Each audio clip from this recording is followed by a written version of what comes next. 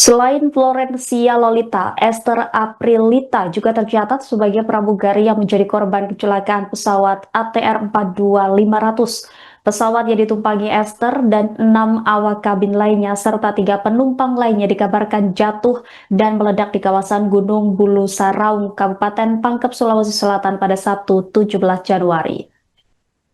Esther sempat menghubungi orang tuanya sebelum menjadi korban pesawat ATR. Karenanya hingga saat ini ayah dan ibu Esther masih menunggu kabar pencarian pesawat milik Indonesia Air Transport tersebut. Ibunda Esther Siburian mengaku bahwa ia masih berkirim pesan dengan sang putri pada Jumat 16 Januari. Dalam chat tersebut, Esther mengabari sang mama kalau dia sedang berada di Jogja dalam rangka tugas. Esther pun aktif membagikan lokasinya kepada sang mama. Namun pada hari kejadian, yakni pada Sabtu, Esther sama sekali tidak ada kabar. Diungkap oleh ayah Esther yakni Adi Sianipar bahwa putrinya tidak membalas chatnya 1 hari kemudian. Padahal di hari Sabtu itu, Adi mengaku ingin menjemput Esther pulang bersama-sama ke Bogor. Hingga akhirnya pada Sabtu sore, Adi dikabari oleh perusahaan tempat Esther bekerja bahwa pesawat yang ditumpangi Esther hilang kontak. Lebih lanjut, Adi pun mengurai curhatan terakhir Esther sebelum jadi korban pesawat jatuh. Kata Adi, Esther sempat bercerita soal alasannya tidak bertugas dari pertengahan hingga akhir Desember dikarenakan pesawat sedang dipasangi kamera. Namun memasuki Januari 2026, Esther sudah kembali aktif bertugas. Terkait dengan alasan Esther bisa berada di Jogja, Adi pun mengaku tidak mengetahui karena yang ia tahu bahwa putrinya itu standby di Jakarta. Hingga kini Adi masih optimis Esther bisa dapat keajaiban. Keluarga masih harap-harap cemas menanti kabar soal kondisi Esther.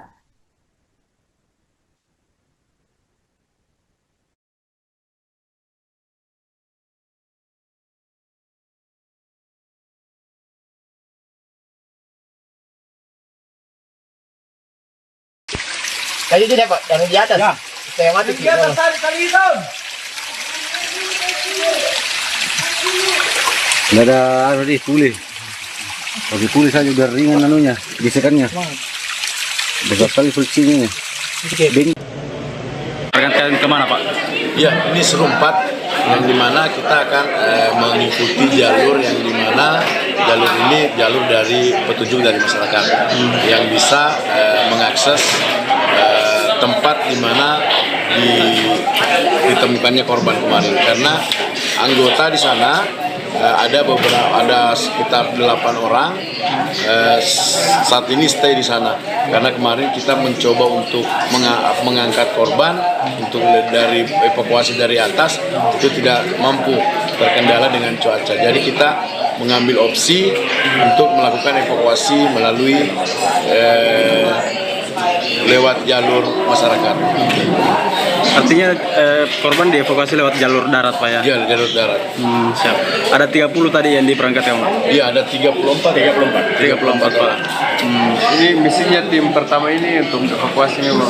Ya, ini untuk selain melakukan pencarian juga melakukan evakuasi. Artinya fokus utama mereka evakuasi Pak? Pak, sejauh ini apakah ada informasi soal adanya penemuan korban lainnya Pak? Ya, untuk saat ini kemarin pada pukul 13.45 kan itu cuma itu untuk saat ini masih korbannya satu. Berarti belum ada tambahan Pak? Belum. Kondisi Medan bagaimana Pak, bisa dijelaskan? Ya, ini yang kondisi Medan yang memang jarang dilalui dengan masyarakat dan memang tidak ada perkebunan di situ. Maka dari itu memang jalur yang kita ambil ini memang jalur cukup ekstrim untuk melakukan evakuasi.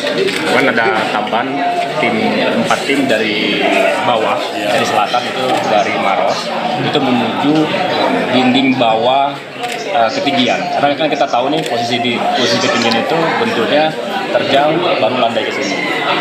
Sehingga yang serpihan jatuhan itu dimungkinkan sampai ke dasar.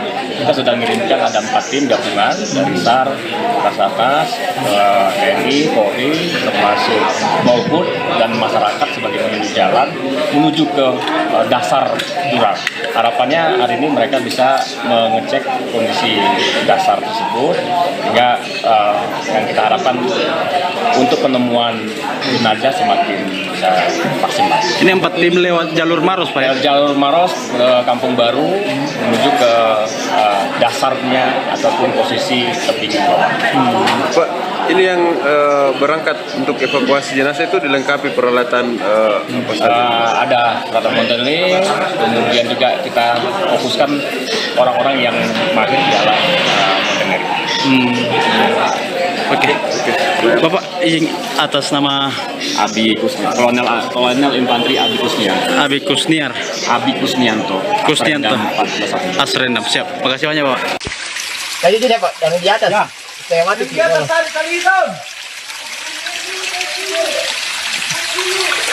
Nggak ada tadi pulih. Pakai pulih saja biar ringan anunya, gesekannya. Besar sekali friksi-nya.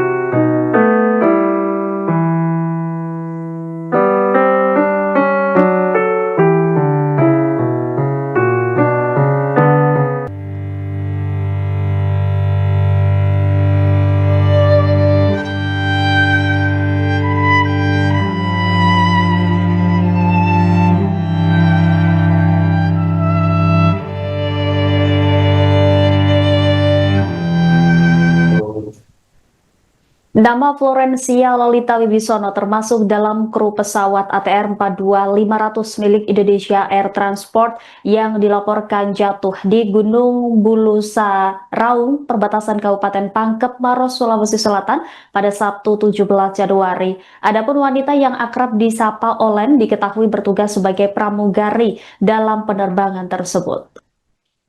Pramugari asal Kendis Minahasa, Sulawesi Utara itu berencana akan menikah. Hal ini diungkap oleh Yanti, salah satu anggota keluarga saat ditemui di rumah keluarga korban di Tondano Timur, Kabupaten Minahasa. Pihak keluarga hingga kini masih menunggu perkembangan informasi resmi terkait keberadaan Olen seiring proses pencarian yang masih berlangsung. Diketahui Florencia Lolita Wibisono saat ini berusia 32 tahun. Alumni Universitas Pelita Harapan itu merupakan anak bungsu dari 6 bersaudara dalam keluarganya. Olen diketahui memiliki pengalaman panjang di dunia penerbangan. Karir Olen sebagai pramugari dimulai dari PT Wings Abadi Airlines sejak tahun 2012. Sebagai pramugari senior yang sudah berpengalaman 14 tahun, Olen disebut memiliki kemampuan beradaptasi yang mudah, terutama dalam pemahaman prosedur keselamatan, pertolongan pertama, dan dapat menyampaikan prosedur keselamatan. Tidak hanya berpengalaman sebagai pramugari, Olen juga dipercaya menangani pelatihan awak kabin yang baru bergabung. Perannya kerap dikaitkan dengan pembinaan dan pendampingan kru junior. Diketahui Olen baru sekitar 3 bulan bertugas di pesawat ATR 42500 milik Air Indonesia Transport.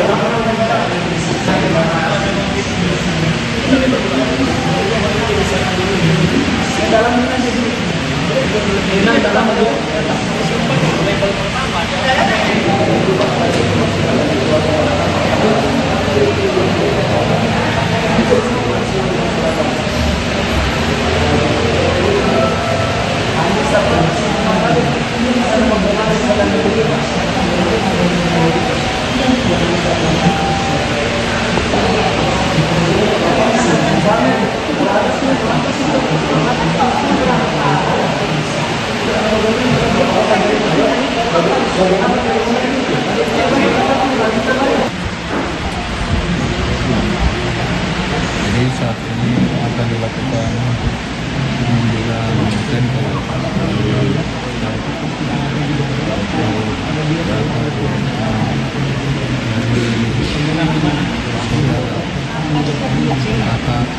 salah satu penumpang atau kru pesawat ATR.